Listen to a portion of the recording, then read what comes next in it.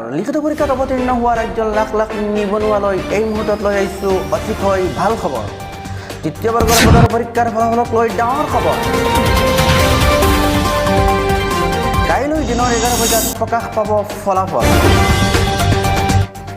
এই মুহূৰ্তৰ big breaking news. ফলাফলৰ বাবে উৎকণ্ঠাৰে বাট চাই আছিল লাখ লাখ নিবনুৱাই। এই মুহূৰ্তত দিবলৈ লৈছোঁ তৃতীয় বৰ্গৰ পৰীক্ষাৰ ফলাফলক লৈ আটাইতকৈ ডাঙৰ খবৰ। কাইলৈ দিনৰ 11 বজাত অৰ্থাৎ কাইলৈ 6 নৱেম্বৰ প্ৰকাশ পাব ফলাফল।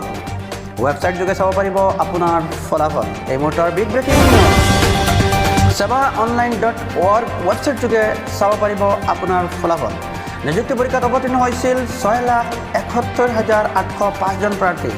ফলাফলৰ বাবে উৎকণ্ঠাৰে বাট চাই আছিল লাখ লাখ নিবনুৱাই। নথি পত্ৰৰ পৰীক্ষণৰ ক্ষেত্ৰত কিছু পলম হৈছিল ফলাফল ঘোষণাত।